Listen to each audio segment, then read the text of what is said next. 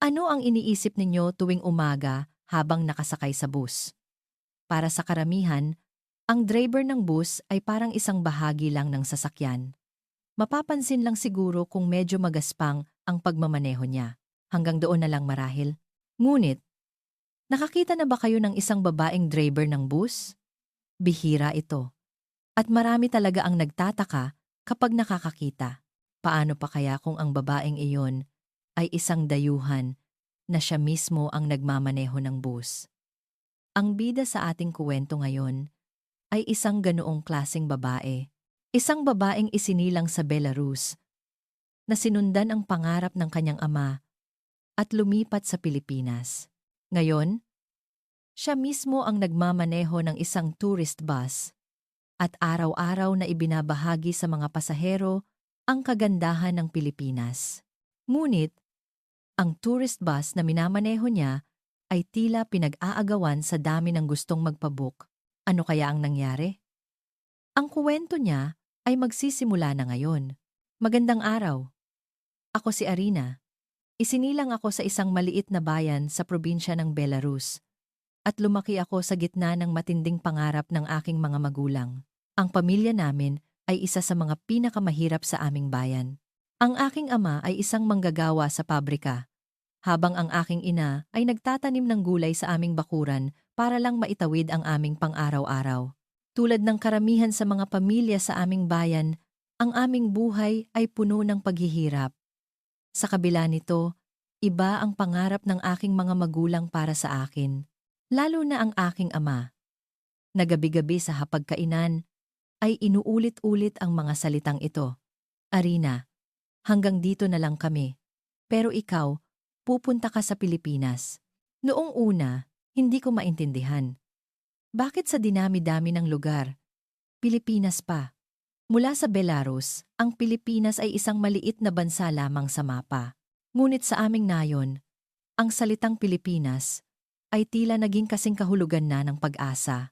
Ito ay dahil nakikita namin ang mga ate mula sa aming nayon na nag-asawa o nagtrabaho sa Pilipinas na bumabalik pagkaraan ng ilang taon na ibang-iba na ang itsura.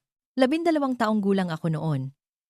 Pauwi ako mula sa eskwelahan nang may humintong isang itim at magarang kotse na hindi ko pa kailanman nakita sa plaza ng aming nayon. Ang babaeng bumaba mula sa kotse ay nakakasilaw sa kanyang karangyaan. Kulay tsokolate ang buhok, maganda ang pananamit, at higit sa lahat, puno ng kumpiyansa ang kanyang mukha. Narinig ko na siya raw si Ate Maria, na nag-asawa ng Pilipino 3 taon na ang nakalipas. Nagkumpulan ang mga tao sa nayon para makita siya, at ang mga bata ay nag-uumpukan sa paligid niya. Nang gabing iyon, bumisita si Ate Maria sa aming bahay. Nagningning ang mga mata ni Itay habang tinatanggap ang mga pasalubong na pagkaing Pilipino at maliliit na regalo para sa aking mga magulang. Ipinagmamalaki ni Ate Maria sa mga kababaihan sa aming nayon ang kanyang buhay sa Pilipinas. Ang pagkikilala nila ng kanyang asawang Pilipino, ang mga hirap na dinanas niya sa pag-adjust. At ngayon, mayroon na siyang maliit na tindahan na pinapatakbo. Sa gabing iyon, sa unang pagkakataon, nabuo sa isip ko ang isang konkretong imahe ng bansang Pilipinas. Kailangan mong mag-aral ng mabuti. Lalo na ang wika. Napakahalaga niyan! Mag-aral ka ng Filipino. Ang payo ni Ate Maria na tumatak sa aking isipan. Mula noon, nagpa siya si Itay na pag-aralin ako ng wika kahit na mga hulugan ito ng malaking sakripisyo. Kahit isa kami sa pinakamahirap na pamilya, naglakbay si Itay sa kalapit na bayan para ibili ako ng mga libro sa Filipino at Ingles. Sa gabi, kahit sa ilalim ng madilim na ilaw ng lampara, binubuklat ko ang mga libro. Hindi rin marunong mag-Filipino si Itay, ngunit masaya na siyang pinapanood lamang akong nag-aaral. Sa eskwelahan, pangkaraniwan lang ang aking mga grado. Math, science, history, wala akong kahit isang subject na masyadong magaling. Ngunit iba pagdating sa wika. Ingles ang pinag-aaralan ko sa eskwelahan, at Filipino naman sa sariling sikap. Noong una, nahirapan akong isulat ang mga letrang hindi ko pa nakikita. Pero hindi ako sumuko. Ang matinding pangarap ni Itay ay naging determinasyon ko na rin.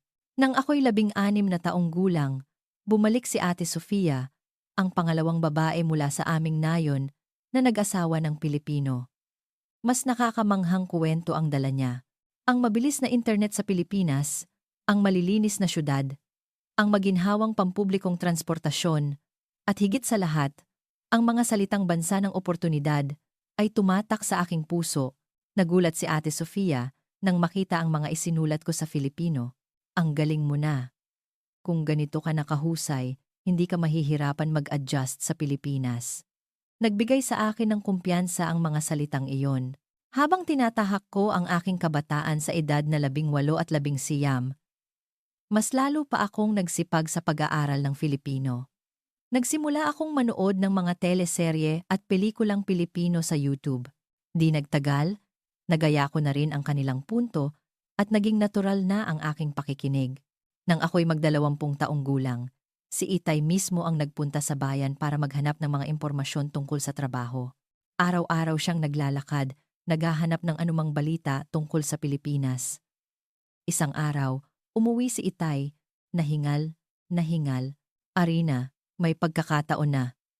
Isang travel agency sa Pilipinas ang naghahanap ng mga dayuhang tour guide. Bumilis ang tibok ng puso ko.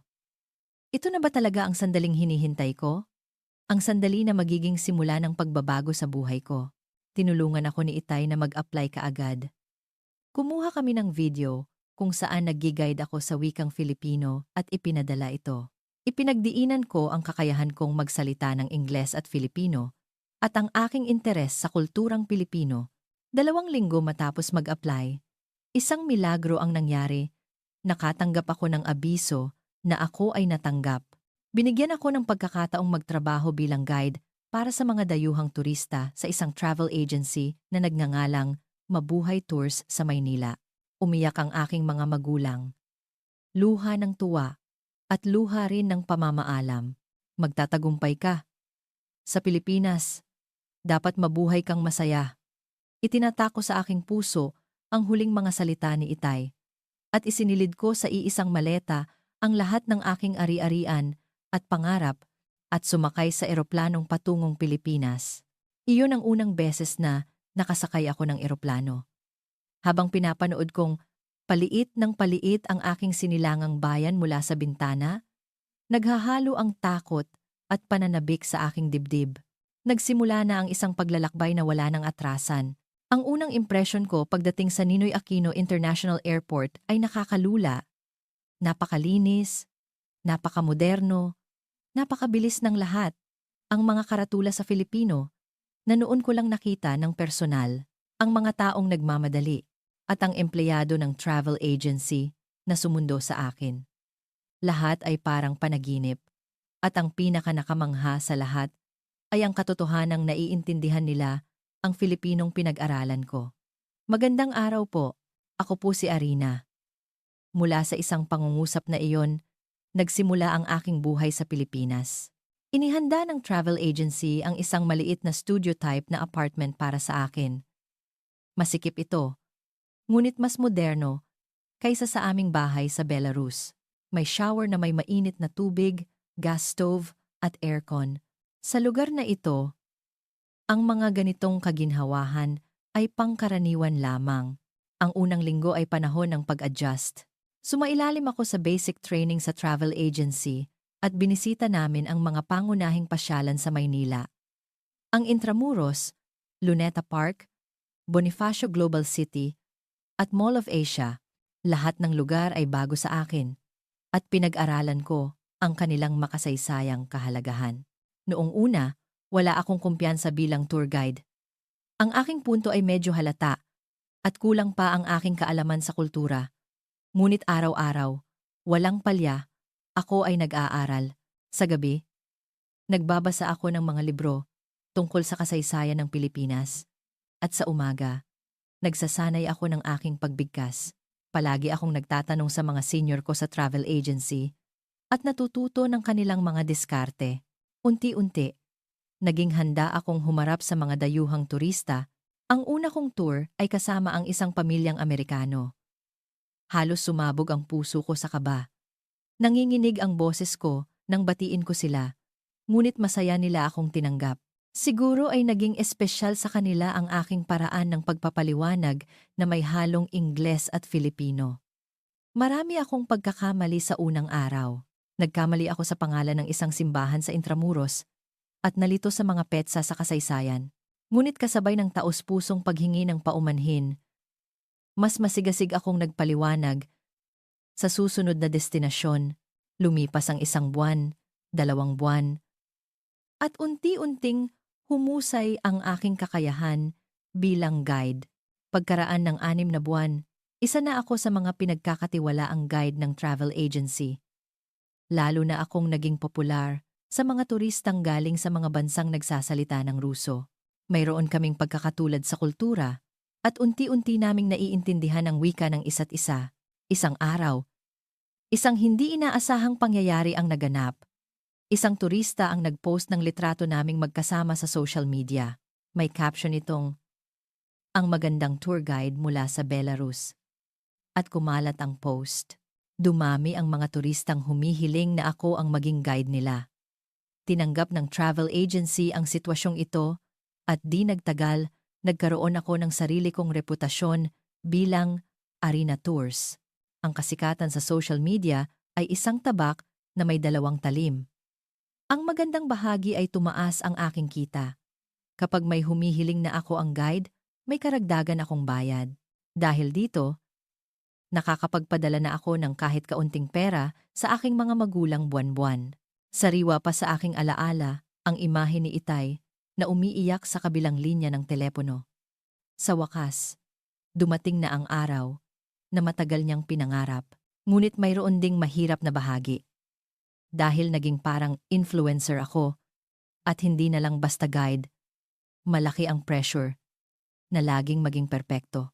Tuwing umaga, mas pinag-iingatan ko ang aking makeup at pananamit at naging istrikto ako sa pagbabantay ng aking timbang. At may ilang turista na tila mas interesado sa akin kaysa sa mismong tour, walang katapusang hiling na magpakuha ng litrato. Ang pinakamahirap ay ang mga grupo ng turista mula sa China. Dahil sa pagkakaiba ng kultura, may mga pagkakataong sila ay kumikilos ng walang pakundangan. Nagtatapon ng basura kahit saan, hindi nililinis ang banyo matapos gamitin. At may mga pagkakataon pa na umiihi sa kung saan-saan. Trabaho ko bilang guide na ayusin ang mga problemang iyon. May isang araw na buong araw akong abala sa ganitong mga sitwasyon. At pag-uwi ko sa apartment, umiyak ako buong gabi. Kahit na ganoon, mahal ko ang buhay ko sa Pilipinas.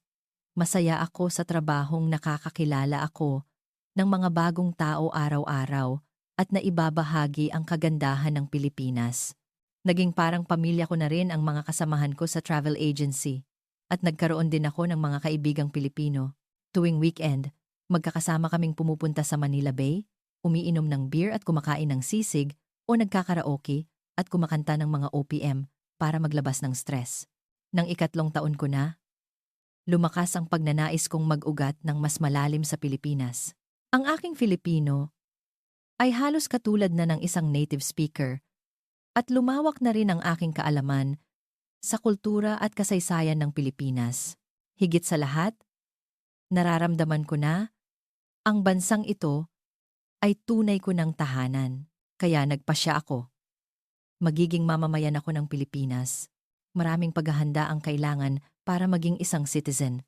Kailangan kong manirahan dito ng higit sa 5 taon, patunayan na mayroon akong matatag na pinagkakakitaan at pumasa sa pagsusulit sa wikang Filipino at kaalaman tungkol sa lipunang Pilipino. Mabuti na lang. Dahil sa pagiging tour guide, natural na sa akin ang pag-aaral ng kasaysayan. Kaya hindi ito naging gaanong mabigat. Gabi-gabi, nag-aaral ako para sa pagsusulit at maayos kong pinangasiwaan ang aking mga talaan ng pagbabayad ng buwis. Pagsapit ng 5 taon, sinimulan ko na ang paghahanda para sa naturalisasyon.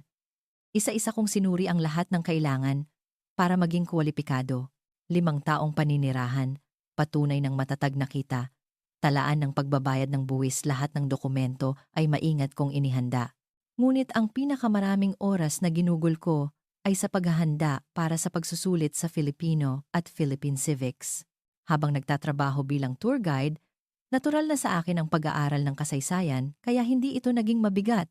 Ngunit para maging mas sistematiko, pagkatapos ng trabaho, nagbabasa ako ng mga libro sa kasaysayan hanggang hating gabi. Mula sa sinaunang panahon, panahon ng Kastila, Amerikano, hanggang sa modernong kasaysayan. Habang pinag-aaralan ko ang Pilipinas, lalo pang lumalim ang pagmamahal ko sa bansang ito. Sa proseso ng paghahanda, mas naging madalas ang pagtawag ko sa aking mga magulang. Ang aking mga magulang sa Belarus ay buong pusong sumuporta sa aking desisyon, lalo na si Itay, na tuwang-tuwa, na parabang ang sarili niyang pangarap ang natutupad. Minsan, sinasabi ni Inay na namimiss niya ako dahil sobrang layo ko pero sapat na raw sa kanya na makita akong masaya. Malapit na akong mag-apply para maging citizen. Kapag naaprubahan, opisyal na akong magiging Pilipino. Sabi ko sa telepono. Narinig ko ang humihikbing boses ni Itay sa kabilang linya at napaluha na rin ako. Naalala ko ang kanyang itsura sa ilalim ng madilim na ilaw habang binubuklat ang mga librong binili niya para sa akin. Ang pangarap ni Itay ay naging pangarap ko na rin at malapit nang maging katotohanan. Habang naghahanda, ipinagpatuloy ko pa rin ang trabaho ko bilang guide. Sa katunayan, mas lalo pa akong nagsipag. Gusto kong makilala hindi bilang magandang guide mula sa Belarus, kundi bilang isang guide na nagmamahal sa Pilipinas. Nagsikap akong ipakita sa mga turista ang mas malalim na bahagi ng Pilipinas. Bumuo ako ng mga programa na hindi lang tungkol sa mga pasyalan, kundi nagpapakilala rin sa pang-araw-araw na buhay at kultura ng mga Pilipino. Bago ang citizenship exam, halo-halo ang nararamdaman ko, pananabik at kaba. Karapat-dapat ba akong maging Pilipino? Magagawa ko kayang mag-isip at makaramdam tulad ng isang tunay na Pilipino? Ganoong mga alalahanin ang bumabagabag sa akin. Ngunit agad itong napalitan ng katiyakan. Ang puso ko ay Pilipino na. Ang pagpapalit ng nasyonalidad ay isang formalidad na lamang. Ang aking pagkatao ay malalim ng nakaugat sa lupang ito. Kaya't nang matapos ko ng maayos ang pagsusulit, at matanggap ang balita na ako ay pumasa, umiyak akong mag-isa sa banyo ng travel agency. Hawak ko ang abiso ng pagkapasa nang tumawag ako, ngunit hindi mapigilan ang aking mga luha. Opisyal na akong mamamayan ng Pilipinas. Nagkaroon din ako ng bagong pangalan, Rina. Nang tawagan ko ang aking mga magulang, sinabi ni Itay habang humihikbi, "Ang galing mo, anak. Ang galing-galing mo." Alam kong umiiyak din si Inay sa kabilang linya. Ang kanilang kagalakan ang nagpaluha sa akin. Dahil sa perang ipinapadala ko, medyo gumanda ang buhay nila sa Belarus. Nakabili sila ng maliit na bahay at naipagamot na rin nila nang maayos ang matagal ng sakit sa likod ni Itay. Ang unang linggo matapos maging citizen ay parang panaginip. Kumuha ako ng bagong ID at pasaporte. At naramdaman ko na sa mga opisyal na dokumento, isa na akong Pilipino. Ipinagdiwang din ito sa opisina at naghanda ang mga kasamahan ko ng isang salu-salo. Habang tinitingnan ko ang mesang may mga tradisyonal na pagkain mula sa Belarus at Pilipinas, napaisip ako sa aking pagkatao. Isa na akong taong may dalang kultura ng dalawang bansa. Ngunit ng gabing iyon, habang pauwi sa taxi mula sa inuman, isang kakaibang ideya ang pumasok sa isip ko. Dahil narating ko na ang landas na inilatag ni Itay, baka pwede ko nang gawin ang gusto ko. Hanggang ngayon, tumakbo ako ng mabilis para matupad ang pangarap at inaasahan ni Itay. Ngayon na ang panahon para hanapin ang sarili kong pangarap. Kinaumagahan, maaga akong gumising at nag-isip habang nakatingin sa salamin. Sa loob ng 5 taon na pagiging tour guide, ang aking mga mata ay laging nakatuon sa isang lugar. Ang upuan ng driver ng bus. Ang pagmamaniobra sa malaking tourist bus, ang responsibilidad para sa 12-12 ng pasahero sa hindi malamang dahilan, mukha itong kahanga-hanga sa akin. Lalo na si Mang Kiko. Isang veteranong may 20 taong karanasan na kayang-kayang magmaneho sa masisikip na eskinita ng Maynila. Minsan, nang magkamali ako ng direksyon, Sinabi niya, may alam akong daan dito. Huwag kang mag-alala.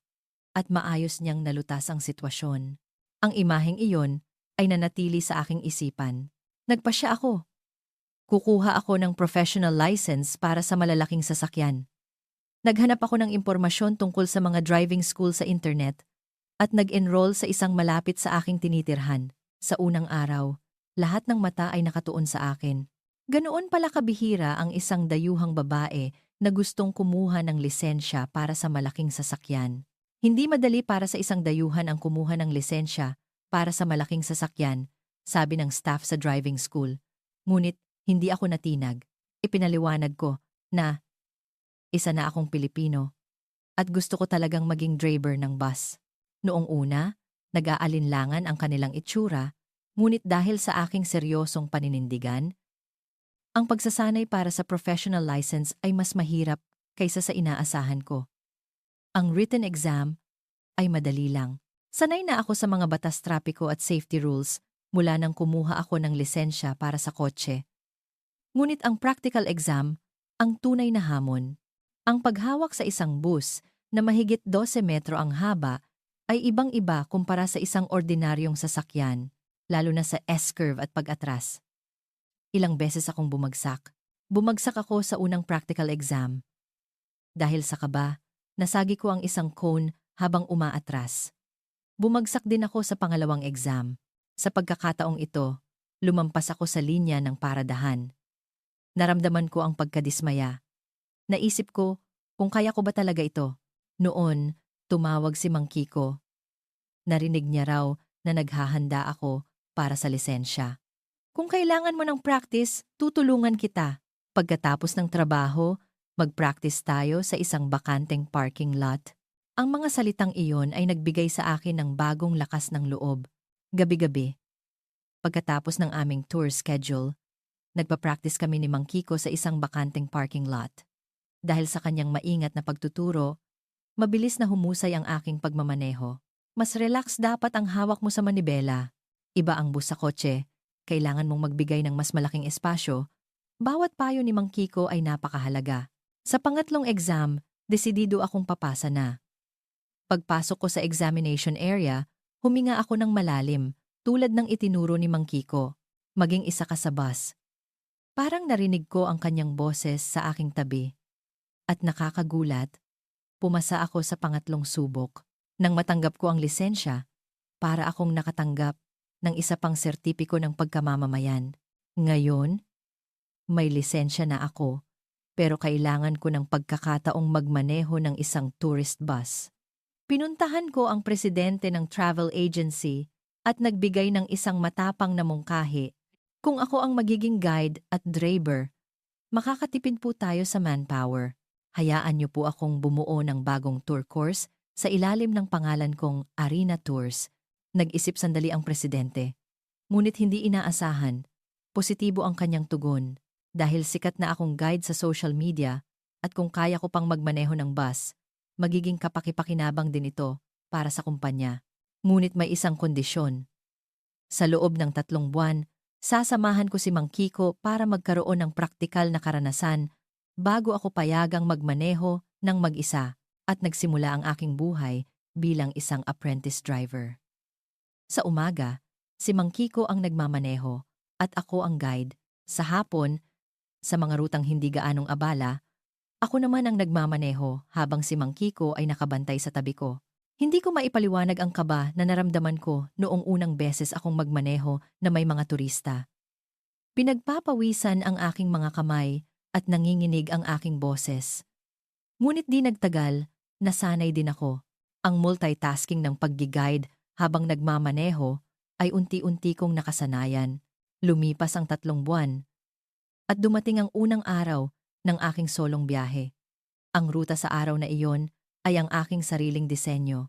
Hidden Gems of Luzon Tour. Mula Maynila, bibisitahin namin ang isang tahimik na simbahan sa Laguna at mga tradisyonal na pamilihan. Maaga pa lang, ininspeksyon ko na ang bus sa garahe at sinuri ang gasolina. Dapat, lahat ay perpekto. Nang salubungin ko ang mga unang pasahero, halos sumabog ang dibdib ko sa kaba. Magandang araw po. Ako si Arina. Ako po ang magiging guide at driver ninyo ngayong araw. Nakita ko ang pagbabago sa ekspresyon ng mga pasahero, puno ng pagtataka. Bihira nga naman ang isang dayuhang babaeng driver. Ngunit hindi nagtagal ang kanilang pagdududa. Nasiyahan silang lahat sa aking mahusay na pagmamaneho at sa tour na isinagawa sa matatas na Filipino. Ang kasiyahang naramdaman ko nang matagumpay na matapos ang unang tour ay hindi maipaliwanag. Hindi na ako basta magandang dayuhang guide. Naramdaman kong kinilala ako bilang isang tunay na propesyonal. Mabilis na sumikat ang Arena Tours. Sa social media, naging usap-usapan ang kakaibang konsepto ng isang guide na siya ring nagmamaneho ng bus. Laging maagang napupuno ang mga booking at naging mas matatag ang aking posisyon sa kumpanya. Tumaas din ang aking sahod. At mas malaki na ang naipapadala ko sa aking mga magulang. Ngunit hindi laging maganda ang lahat. Dahil sabay kong ginagawa ang pagmamaneho at pag-guide, nakakapagod ito sa pisikal. Pagkatapos ng isang araw, parang tingga ang bigat ng aking buong katawan. May ilang turista rin na tila mas interesado sa akin kaysa sa tour mismo. Lalo na sa mga grupo ng turistang sino, may mga palaging gustong magpakuha ng litrato o humihingi ng aking personal na contact number. Minsan, isang Amerikanong turista na marunong magruso ang hindi umalis kahit tapos na ang tour at inaya akong makipag-date. Magalang akong tumanggi, ngunit inabangan niya pa ako sa harap ng hotel ko. Sa huli, kinailangan ko ang tulong ng security ng kumpanya para maayos ang sitwasyon. Sa mga grupo naman ng turistang Pilipino, iba ang problema. May mga nakakaramdam ng kaba sa katotohanang isang babae ang nagmamaneho ng malaking bus. Noong una, naiinis ako sa ganitong pag-iisip, ngunit naisip ko na mas mahalagang baguhin ang kanilang pananaw sa pamamagitan ng aking propesyonal na pagmamaneho. Sa pagtatapos ng tour, lumapit ang isa sa kanila at humingi ng paumanhin. Noong una po, nag-alala kami. Pero ito na po ang pinakaligtas at pinakakomportableng biyahe namin. Maraming salamat po. Ang mga sandaling iyon ay maliliit na tagumpay para sa akin. Pakiramdam ko, isa-isa kong ginigiba ang pader ng pagkiling at lagi kong iniisip, lahat ng ito, lahat ng hirap at saya, ay resulta ng aking pinili at pinaghirapan. Kaya dapat akong magpasalamat. Ito ang pananaw. Sa buhay na itinuro sa akin ng aking mga magulang, isang araw, isang espesyal na grupo ang nag-book ng aking tour. Isang grupo ng mga turista mula sa Belarus. Nasasabik akong makilala ang mga kababayan ko. Sa araw ng tour, binati ko sila sa wikang Belarusian. Sariwa pa sa aking alaala ang kanilang gulat na mga mukha.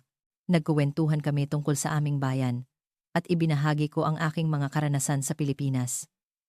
Isang madamdaming oras iyon, isa sa kanila ang nagtanong, "Hindi ka ba nagsisisi na iniwan mo ang Belarus at nanirahan dito?" Nag-isip ako sandali at buong puso akong sumagot, "Kahit minsan, hindi ako nagsisi. Dito ko natagpuan ang aking buhay." Nang gabing iyon, habang nagsusulat sa aking talaarawan, muli kong naisip, hindi na ako basta anak ng kung sino, isang taong tumutugon sa inaasahan ng iba. Ganap na akong naglalakbay sa sarili kong landas. Isang beses sa isang buwan, palagi kaming nagvi-video call ng aking mga magulang sa Belarus. Ipinapadala ko ang mga litrato ko sa harap ng bus at ipinagmamalaki ang mga tour course ko. Laging naluluha si Itay habang nakikinig sa aking mga kwento. Si Inay naman ay laging nag-aalala sa aking kalusugan at tinatanong kung kumakain ba ako ng maayos. Sa bawat pagkakataong iyon, nararamdaman ko na ang aking tagumpay sa Pilipinas ay hindi lang para sa akin, kundi para sa aming buong pamilya. Isang taon matapos akong magsimulang magmaneho ng bus, isa na namang pagbabago ang dumating sa aking buhay. Biglaan ang balita na magreretiro na ang presidente ng travel agency, isang taong namuno sa kumpanya ng mahigit 20 taon. At bigla na lang aalis, isang malaking sorpresa para sa lahat. Siya ang taong laging mabait sa akin mula nang una akong tumuntong sa Pilipinas. Siya ang taong nagtiwala at tumanggap sa akin. Isang dayuhan mula sa Belarus. Sa kanyang retirement party, habang nagbibigay ng talumpati, sumulyap siya sa akin. Hindi ko naintindihan ang kahulugan noon, ngunit kalaunan, nalaman ko rin, ang bagong presidente ay ang kanyang anak, si Miguel. Sa edad na 35 taong gulang, bata pa siya, ngunit nagtapos ng MBA sa ibang bansa at may karanasan sa malalaking kumpanya. Paminsan-minsan lang siyang dumadalaw sa opisina para bumati. Kaya hindi pa kami nagkaroon ng malalim na pag-uusap. Sa unang araw niya sa trabaho, kinausap ni Presidente Miguel ang lahat ng empleyado ng isa-isa. Nang ako na ang naka-schedule, pumasok ako sa kanyang opisina na may halong kaba. Miss Arina, please have a seat. Marami na akong narinig tungkol sa iyo mula kay Papa. Iba sa inaasahan ko. Mainit ang ngiti ni Presidente Miguel habang nakikipag-usap. Ibang-iba ang kanyang estilo kumpara sa kanyang ama. Kung ang kanyang ama ay konserbatibo at sumusunod sa tradisyonal na paraan ng pamamahala, si Presidente Miguel naman ay naghahanap ng inobasyon at pagbabago. Nagpakita siya ng malaking interes sa aking arena tours, lalo na siyang humanga sa aking paraan ng pagiging guide habang ako mismo ang nagmamaneho ng bus. Gusto kong palawakin pa ang ganitong kakaibang serbisyo. Pwede ka bang sumama sa pagbuo ng mga bagong tour course? Masaya kong tinanggap ang kanyang alok. Sa katunayan, matagal ko na ring pinag-iisipan ang mga bagong ruta. Gusto kong gumawa ng isang tour na magpapakilala sa mga nakatagong ganda ng Pilipinas, hindi lang ang mga karaniwang pasyalan. At doon nagsimula ang aming pagtutulungan. Ang mga pulong namin ni Presidente Miguel ay laging puno ng sigla. Nirerespeto niya ang aking mga ideya at nagbibigay ng payo para mas maging posible ang mga ito. Bumuo kami ng isang bagong produkto na may konseptong The Real Filipino Experience. Isang programa kung saan ang mga turista ay mamimili sa isang tradisyonal na palengke, matututong gumawa ng adobo sa isang bahay ng Pilipino. Ang layunin namin ay iparanas sa mga dayuhan ang tunay na pang-araw-araw na buhay ng mga Pilipino, hindi lang ang mga lugar na nakikita nila sa Instagram. Sa proseso ng pagbuo nito, mas dumalas ang oras na magkasama kami ni Miguel. Minsan, inaabot kami ng gabi sa opisina para pag-usapan ang mga ruta, at tuwing weekend, kami mismo ang bumibisita sa mga planong destinasyon. Noong una, puro trabaho lang ang aming relasyon. Ngunit unti-unti, mas nakilala namin ang isa't isa. Isinilang siya sa Pilipinas at nag-aral sa Amerika, ngunit pinapahalagahan pa rin niya ang tradisyonal na kultura ng Pilipinas. At nakakagulat, marunong siyang magsalita ng kaunting Ruso. Naging exchange student daw siya sa Moscow, sa loob ng 6 na buwan noong kolehiyo. Isang araw, pagkatapos ng isang site inspection, sabay kaming naghapunan. Medyo nakainom kami, at mas lumalim ang aming pag-uusap. Tinanong ako ni Miguel kung bakit ako napunta sa Pilipinas, at ikinuwento ko ng tapat ang tungkol sa pangarap ni Itay at ang aking mga pinagdaanan. Seryoso siyang nakinig at sinabing, "Grabe, ang tapang mo. Naiinggit ako sa ganyang katapangan. Ako kasi, laging sumusunod sa landas na inilatag ng aking ama. Naramdaman ko ang isang kakaibang koneksyon sa mga salitang iyon. Magkaiba kami ng kinalakihan, ngunit magkatulad ang aming karanasan sa pamumuhay sa ilalim ng inaasahan ng aming mga magulang. Ang pagkakaiba lang, siya ay sumunod sa landas na iyon, habang ako ay gumawa ng bago. Mula ng araw na iyon, bahagyang nagbago ang aming relasyon. Hindi na lang kami basta boss at empleyado, kundi mga kasamahan na nagkakaintindihan. Ang aming bagong produkto, ang The Real Filipino Experience, ay naging isang malaking tagumpay, lalo na itong naging popular sa mga dayuhan. Habang isinasagawa ang tour, madalas na sumasama si Miguel. Pinapanood niya ako habang nagmamaneho at naggi-guide, at habang ginagawa iyon, binubuo niya ang bagong direksyon para sa kumpanya. Isang araw, pagkatapos ng tour, tinanong ako ni Presidente Miguel, "May darating na importanteng VIP client sa susunod na linggo. Pwede ko bang hilingin na ikaw ang espesyal na mag-guide sa kanila?" Siyempre, masaya kong tinanggap. Ang VIP client pala ay ang editor-in-chief ng isang sikat na travel magazine sa Amerika. Kung mailalathala ang artikulo tungkol sa kanyang pagbisita sa Pilipinas, malaking publisidad ito para sa kumpanya. Sa araw na iyon, ginawa ko ang lahat ng aking makakaya at labis na nasiyahan ang editor. Lalo siyang humanga sa kakaibang paraan ko ng pagiging guide habang nagmamaneho. Pagkatapos ng tour, mahigpit na hinawakan ni Presidente Miguel ang aking kamay at nagpasalamat. Sa sandaling iyon, nagtama ang aming mga mata. At naramdaman ko ang isang kakaibang kilig. Wala pang isang linggo, nailathala sa magazine sa Amerika ang isang special feature tungkol sa aming kumpanya. Revolusyon sa turismo ng Pilipinas. Ang guide na nagmamaneho ang pamagat, kasama ang aking litrato at panayam. Nagdaos ng isang party ang kumpanya, at sa kanyang talumpati, espesyal akong ipinakilala ni Presidente Miguel. Habang kasagsagan ng party, sorpresang dumating ang retiradong presidente. Tiningnan niya kami ni Miguel ng salitan at ngumiti ng may kasiyahan. Nang matapos ang party, sumama kami ng ilang empleyado sa isang second round.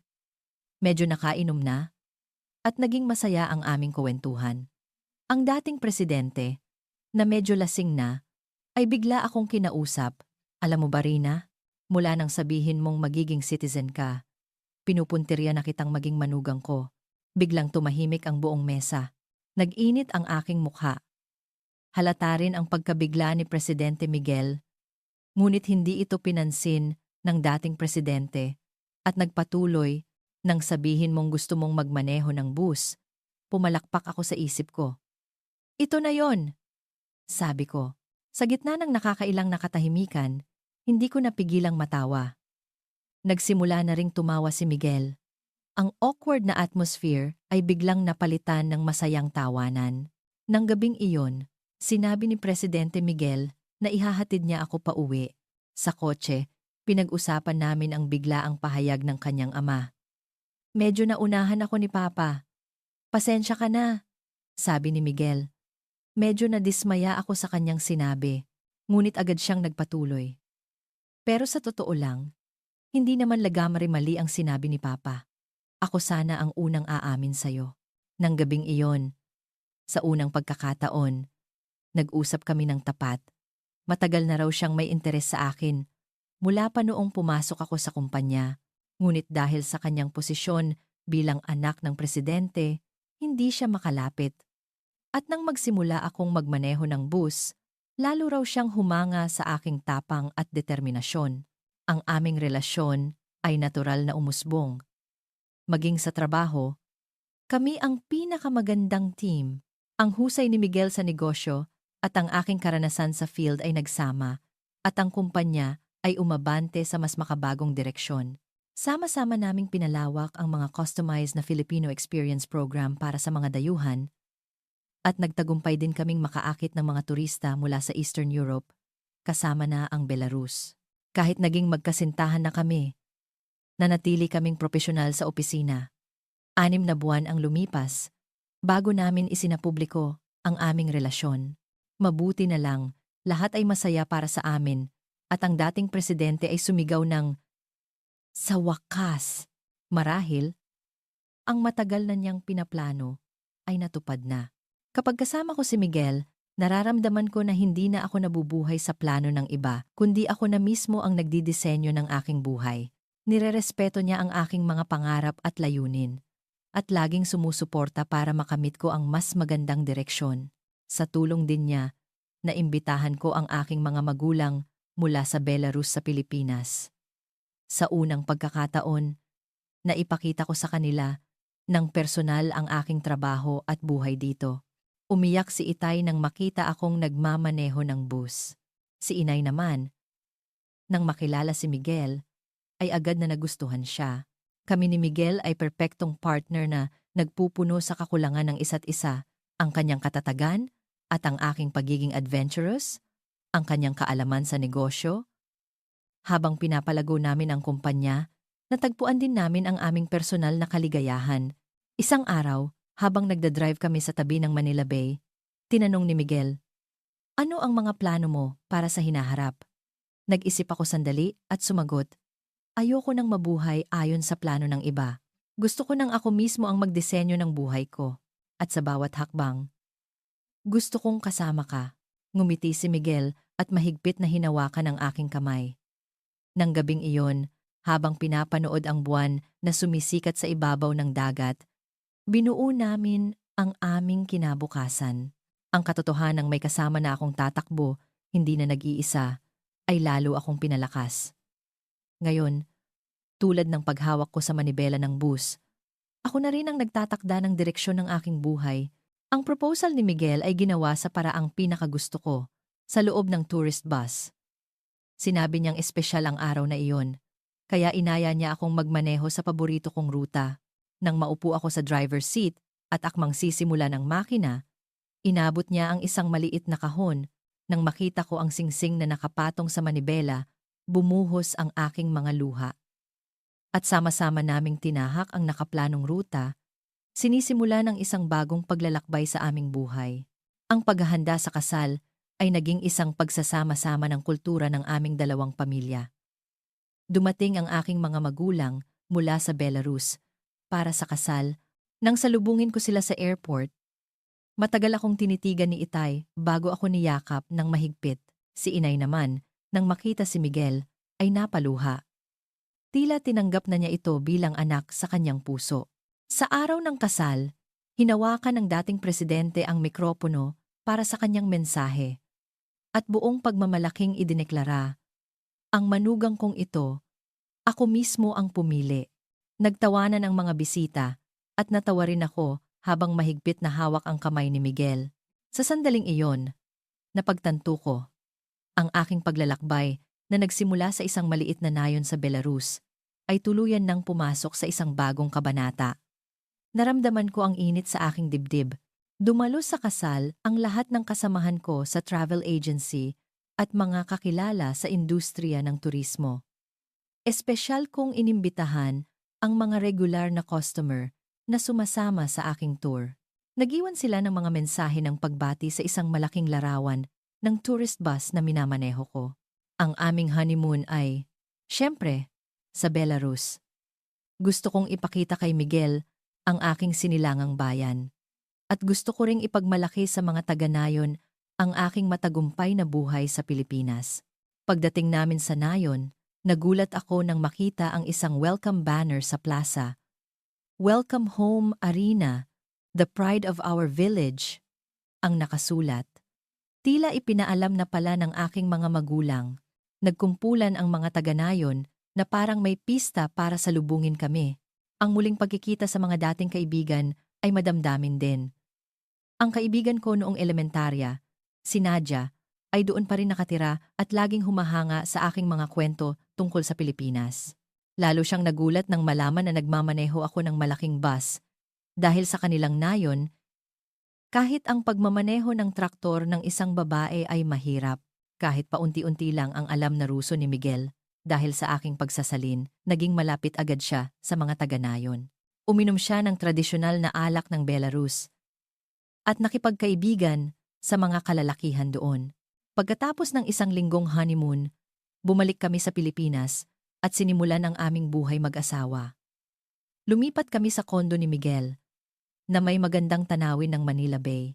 Tuwing umaga, pagbukas ko ng bintana, ang tanawin ng dagat ang nagbibigay sa akin ng lakas para simulan ang araw.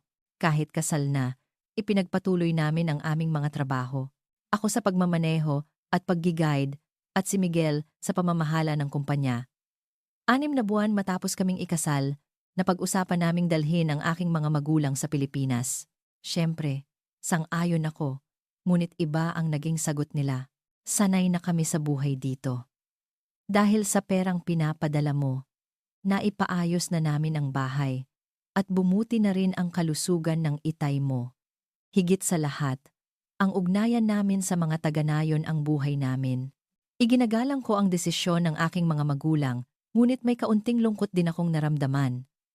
Nangako na lang kami na bibisitahin sila sa Belarus 1 beses sa 1 taon. Sa aming unang anibersaryo, sinimulan namin ni Miguel ang isang bagong proyekto sa kumpanya. Tinawag itong Global Filipino School Experience, isang programa kung saan mararanasan ng mga turista ang buhay eskwela sa Pilipinas. Ang mga dayuhang turista ay magsusuot ng uniforme, kakain ng school lunch, at sasali sa mga after-school club. Ang ideyang ito ay naging patok sa mga turista mula sa Japan, China, at Southeast Asia. Lalo na dahil sa impluwensya ng mga teleserye at K-pop na nagbigay sa kanila ng interes sa buhay eskwela sa Asya. Habang isinasagawa ang programang ito, mas lalo kong naramdaman ang kabuluhan ng aking trabaho. Hindi na lang ako basta nagpapakilala ng mga pasyalan, kundi nagiging bahagi na ako ng pagpapakilala sa mas malalim na kultura ng Pilipinas. Ang aking itsura na nagmamaneho ng bus na puno ng mga dayuhang turista na nakauniforme ay naging viral sa social media at lalo pang sumikat ang arena tours. Laging sinusuportahan ni Miguel ang aking mga ideya at passion. Sa bawat bagong subok ko, siya ang aking matatag na sandalan. Sa aming ikalawang anibersaryo, lalo pang lumago ang kumpanya at nagpasya kaming magbukas ng mga bagong branch. Nagkaroon kami ng mga opisina sa Cebu at Palawan, at ako na rin ang namamahala sa pagsasanay ng mga bagong guide, lalo na sa mga dayuhang guide. Malaking kasiyahan sa akin na ibahagi ang aking mga karanasan. Tinuturuan ko sila kung paano intindihin ang kulturang Pilipino, kung paano makipag-ugnayan sa mga turista, at syempre, kung paano magmaneho ng bus. Binansagan pa nga itong Arena School. Isang araw, isang espesyal na kliyente ang nag-book ng aking tour. Ang mga staff mula sa Belarusian Embassy. Humiling sila ng isang Philippine Cultural Experience para sa bagong talagang ambassador ng Belarus. Ang tour na iyon ay may espesyal na kahulugan para sa akin. Isang pagkakataon na ipakilala ang aking pangalawang tahanan, ang Pilipinas, sa mga kinatawan ng aking sinilangang bayan. Pagkatapos ng tour, nagpasalamat sa akin ang ambassador at inanyayahan akong sumali sa isang cultural exchange event sa pagitan ng Belarus at Pilipinas. Sa ganitong paraan, naging isa akong maliit na tulay na nag-uugnay sa dalawang bansa. 3 taon sa aking buhay sa Pilipinas, kami ni Miguel ay naging mas matatag na team. Ang kumpanya ay patuloy na lumalago at ang aming relasyon ay lalo pang lumalim. Sa proseso ng pagrespeto at pag-unawa sa aming mga pagkakaiba sa kultura, mas lumawak ang aming pananaw. Tuwing weekend, sama-sama kaming naglalakbay sa iba't ibang bahagi ng Pilipinas at minsan, bumubuo ng mga bagong tour course. Minsan naman, sabay kaming nagluluto ng pagkain mula sa Belarus at ibinabahagi ang lasa ng aking bayan. Hanggang ngayon, tuwing umaga, sumasakay ako sa tourist bus at sinisimulan ang makina. Okay, Arina! Start engine na. Naging isang ritual na ito para sa akin para simulan ang araw. Ang sandaling iyon, habang nagmamaneho at pinapanood ang umaga sa Maynila, ang pinakamasaya para sa akin. Ang pagsalubong sa mga turista at pagpapakilala sa kagandahan ng Pilipinas ay nagbibigay pa rin sa akin ng malaking kagalakan. Minsan, may mga mahirap na araw, ngunit sa mga panahong iyon, laging nasa tabi ko si Miguel para sumuporta. Ako ay ganap ng Pilipino. Sa batas man o sa puso, ngunit kasabay nito, pinapahalagahan ko pa rin ang aking mga ugat sa Belarus. Ang pagbabalanse sa pagitan ng dalawang kultura ay mahirap minsan, ngunit iyon mismo ang bumubuo sa aking pagkatao. Driver ng tourist bus, guide, mamamayang Pilipino, at asawa ni Miguel, lahat ng ito ay resulta ng aking pinili at pinaghirapan. Ngayon, nabubuhay ako sa paraang pinakatotoo sa aking sarili. Kahapon, isang masayang balita ang dumating mula sa Belarus. Nagkaroon daw ng isang maliit na klase ng Filipino sa Nayon kung saan ako lumaki. Si Itay mismo ang nanguna para magtayo ng isang maliit na silid-aralan sa community hall ng Nayon. At tinuturuan niya ng Filipino ang mga kabataang gustong maghanap ng oportunidad sa Pilipinas tulad ko. Nang marinig ko ang balitang iyon, uminit ang aking puso. Ang aking paglalakbay ay nagbibigay inspirasyon din pala sa ibang tao at napakasaya ko dahil doon.